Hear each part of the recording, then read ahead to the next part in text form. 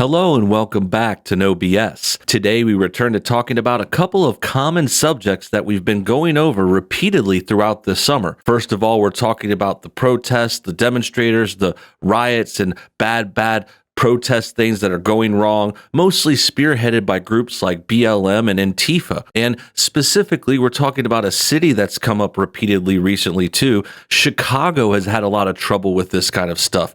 Not only are they having high rises in crime, spikes in killings, and other bad things happening to people, but in addition, they're one of the cities facing this whole problem, really some of the worst cases there are. For example, over the weekend, there was recently another riot where hundreds of people were arrested in Chicago because they were causing damages and violence to take place downtown.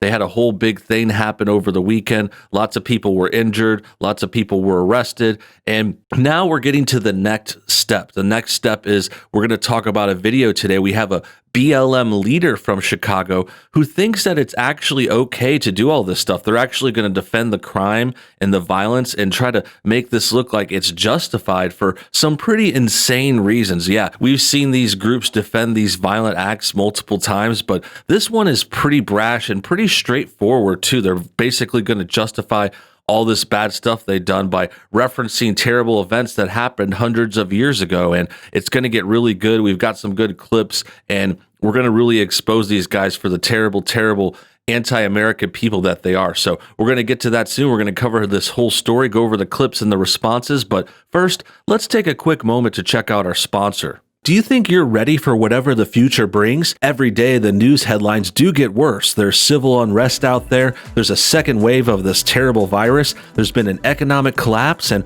massive suffering too. Not to mention what Mother Nature could do as well. Hurricanes, earthquakes, floods, wildfires, they're all out there and they're all problems we need to worry about in order to protect us, our families, and our friends. So the question I now ask is, are you guys prepared? Do you have enough food, and do you have long-term storage food in case of an emergency? If not, I highly suggest you check out our link, preparewithnobs.com. So make sure you don't pass this up because these offers won't last long. Supplies are going quick, so make sure you stock up at Prepare with NoBS today. Thanks for your time. I hope you guys enjoy this new product. And now back to the show. Great. Now that that's out of the way, let's get to today's clips. This comes from a tweet from Samantha, who has an interesting take on it. It says, "Oh my, Gucci is now reparations." That's right. This person in the original video and tweet is saying that this looting of stores that a lot of these people are doing at these events, at these terrible riots gone wrong, well, that's called reparations, and they can take anything they want. This quote says, that is reparations. Anything they want to take it because these businesses have insurance. So they're justifying the crime at the end there. They're also referencing reparations, which of course is a reference to slavery. That's the idea that black people in the present deserve some kind of monetary gain because of the stuff that their ancestors suffered through hundreds of years ago. It's pretty absurd. In fact, a lot of people would argue that reparations have already been had. In fact, like a lot of the reason that black people get special treatment now and affirmative action and stuff is because they were treated badly in the past, so they get to have kind of free carte blanche now. They could say whatever they want. They could be offensive. They could be racist. They say that black people can't even be racist. That's kind of like a reparations move, giving them like extra credit for just existing. But yeah, this idea that they can get this stuff from stores just straight up stealing stuff, and that's reparations for something that they didn't really suffer from. I mean, none of these people were in that slave system. No one actually was a survivor in this day and age. This happened over 150 years ago. So to harp back on it over and over again, it just really shows how shook people like this are. It shows that they can't handle history. They're still struggling with the fact that something happened 150 years ago, which is pretty messed up, but it also makes you kind of feel bad for them. So without further ado, let's check out the clip before we talk more. Care if somebody decides to loot a Gucci or a Macy's or a Nike, because that makes sure that that person eats. That makes sure that that person has clothes. That's reparations. That is reparations. Anything they want to take it, because these businesses have insurance. They're going to get their money back. My people aren't getting anything. My people aren't getting anything. Well, as I stated before, I mean, black people have been getting a lot of special treatment lately. They're getting lots of extra attention. They're getting treated with kid gloves. I would say they're getting like treated better than other people. And the other thing is like the insurance argument isn't really a good one. I mean, that's going to hurt the insurance companies down the line. And this is just like exploiting the system in the wrong way. I mean, I'm not one to defend insurance companies. It can be a bit of a racket. I understand that. But the way they're going about this is just wrong. They're like putting the buck somewhere else. They're like, well, we could steal this stuff because they have insurance. It's fine. They'll get their money back. Like it's not hurting anyone. But it really is. It's not as clear cut as they say. They're just trying to justify their horrible acts and these bad things they've done. They've stolen stuff.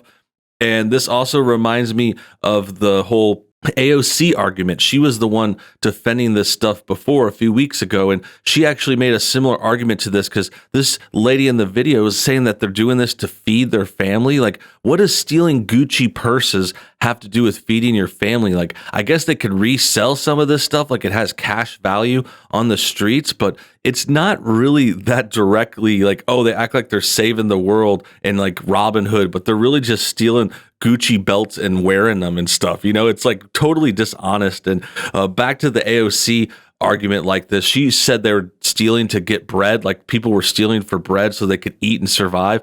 But no one's doing that. Like that's literally not happening anywhere. Like no one has been in trouble for stealing bread. No one is just doing this to survive. These are opportunists breaking into big stores, trying to make money, trying to flip like Louis Vuitton purses or Gucci shoes or something like that. Like this is all about a grift. This is about like taking and capitalizing on this chaos, and they know they could get away with it too. I mean, that's another thing to mention here. We've talked about Chicago a lot, and you know, up and down, from the bottom and the ground up, the whole city is corrupted and terrible, and this is what's a result of that. So what's happened over time is Chicago has refused to address its gang problems, all those killings, all those murders. It's why it's one of the biggest murder cities in the country. And since they won't address that, the criminals have been emboldened. They know they have free reign in parts of Chicago.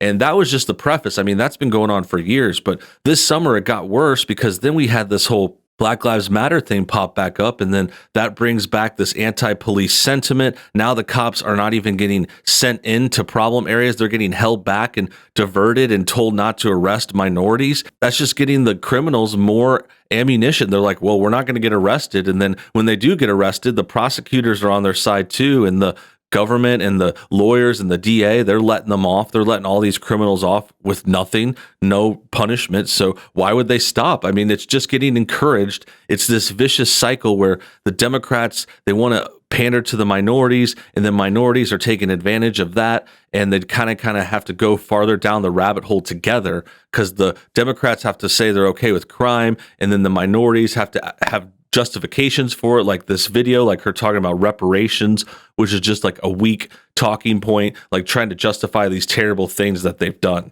So next we've got another clip from the same person, I believe. This is another video from that person. I have said it, we are in a pandemic. People are about to face evictions in numbers we have never seen before. People don't have a job. Why is Lightfoot so stressed about some buildings when people are dying?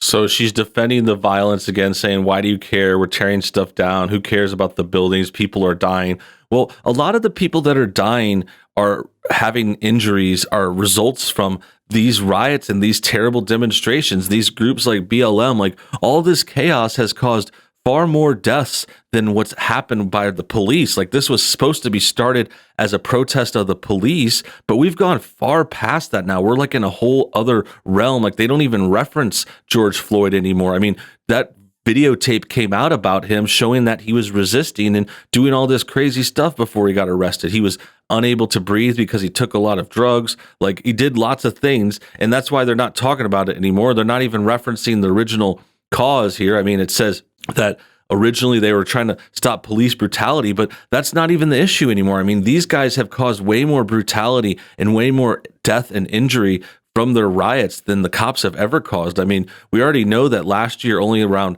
9 unarmed black men were killed by cops. Like, that's a non sequitur. That's a non-issue. It's not as bad as they claim. They act like it's thousands and it's happening every day, but we haven't seen it happen. Like, if it was happening every day in America still, we would see lots of reports about it. But frankly, all we've seen is these 2 arrests, the one in Minneapolis and then the one in Atlanta. 2 arrests gone wrong this whole summer. I think maybe this whole year. There might have been something else before that or in between. But if there was another one, I'm sure we would hear about it. The media already latched on to those 2 cases, and they weren't the best cases or representation. So you just know they would latch on if there was a good example, but they're just not out there.